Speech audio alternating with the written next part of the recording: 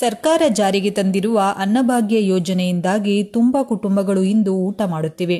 ಪ್ರತಿಯೊಬ್ಬರಿಗೂ ಗೊತ್ತು 10 ಕೆಜಿ ಅಕ್ಕಿಯನ್ನು ಕೊಡುವುದಾಗಿ ಸಿಎಂ ಸಿದ್ದರಾಮಯ್ಯನವರು ಘೋಷಣೆ ಮಾಡಲಾಗಿದ್ದು, ಅದೇ ರೀತಿ ಈಗ ಪ್ರತಿ ತಿಂಗಳು ಜನ ಈಗ 10 ಕೆಜಿ ಅಕ್ಕಿಯನ್ನ ಪಡೆಯುತ್ತಿದ್ದಾರೆ. ಇದೆಲ್ಲದರ ಮಧ್ಯದಲ್ಲಿ ಆಗಾಗ್ಗೆ ಕೆಲವೊಂದು ಸಮಸ್ಯೆಗಳು ಎದುರಾಗುತ್ತದೆ.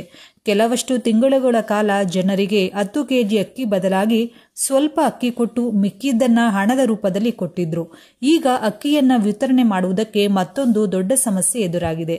ಈ ಸಮಸ್ಯೆ ಬಗೆಹರಿಯದೇ ಇದ್ರೆ ಜನರಿಗೆ ಅಕ್ಕಿ ಸಿಗೋದು ಮತ್ತೊಮ್ಮೆ ಡೌಟ್ ಕೂಡ ಆಗುತ್ತೆ. ಹಾಗಾದ್ರೆ ಆ ಸಮಸ್ಯೆ ಏನು? ಬನ್ನಿ ಕಂಪ್ಲೀಟ್ ಆಗಿ ಈ ವಿಡಿಯೋದಲ್ಲಿ ಮಾಹಿತಿಯನ್ನ ತಿಳಿಸಿಕೊಡ್ತೀವಿ. ಅದಕ್ಕೂ ಮುನ್ನ ನೀವು ಕೂಡ ಕಾರ್ಡ್ ಮುಖಾಂತರ ಅಕ್ಕಿಯನ್ನ ಪಡೆಯುತ್ತಿದ್ರೆ ತಪ್ಪದೆ ವಿಡಿಯೋಗೆ ಒಂದು ಲೈಕ್ ಕೊಟ್ಟು ಶೇರ್ ಮಾಡಿ. ರಾಜ್ಯಾದ್ಯಂತ ನ್ಯಾಯಬೆಲೆ ಅಂಗಡಿಗೆ ಪಡಿತರ ಆಹಾರ ಧಾನ್ಯ ಸಾಗಣೆ ಬಾಕಿ 260 ಕೋಟಿ ರೂಪಾಯಿ ಬಿಡುಗಡೆ ಸೇರಿದಂತೆ ವಿವಿಧ ಬೇಡಿಕೆ ಈಡೇರಿಕೆಗೆ ಆಗ್ರಹಿಸಿ ಲಾರಿ ಮಾಲೀಕರು ಪಡಿತರ ಸಾಗಣೆ ಸ್ಥಗಿತಗೊಳಿಸಿದ್ದಾರೆ. ಮಂಗಳವಾರದಿಂದ ಮುಷ್ಕರ ನಡೆಸಲು ತೀರ್ಮಾನಿಸಿದ್ದಾರೆ. ಈ ಹಿನ್ನೆಲೆಯಲ್ಲಿ ಪಡಿತರ ವಿತರಣೆಯಲ್ಲಿ ವ್ಯತ್ಯಯವಾಗುವ ಸಾಧ್ಯತೆ ಇದೆ. ಸೋಮವಾರ ಸುದ್ದಿಗೋಷ್ಠಿಯಲ್ಲಿ ಮಾತನಾಡಿದ ಲಾರಿ ಮಾಲೀಕರ ಸಂಘದ ಅಧ್ಯಕ್ಷ ಷಣ್ಮುಗಪ್ಪ ಮುಷ್ಕರವನ್ನ ಘೋಷಿಸಿದರು. ಇನ್ನು ಮುಷ್ಕರ ಹೇಗೆ ಮಾಡ್ತಾ ಇದ್ದಾರೆ?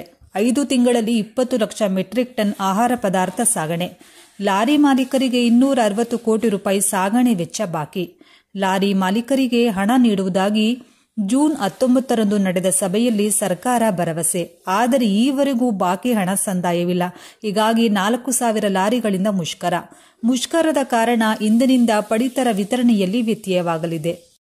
ಇನ್ನು ಸರ್ಕಾರ ಆದಷ್ಟು ಬೇಗ ಈ ಒಂದು ಲಾರಿ ಮಾಲೀಕರ ತೊಂದರೆಯನ್ನ ಪರಿಹಾರ ಮಾಡಿ ಅವರ ಹಣವನ್ನ ಬಿಡುಗಡೆ ಮಾಡಿ ಆದಷ್ಟು ಬೇಗ ಜನರಿಗೆ ಪಡಿತರ ಆಹಾರ ಸರಬರಾಜಿನಲ್ಲಿ ತೊಂದರೆಯಾಗದಂತೆ ನೋಡಿಕೊಳ್ಳುವುದು ಸರ್ಕಾರದ ಜವಾಬ್ದಾರಿ.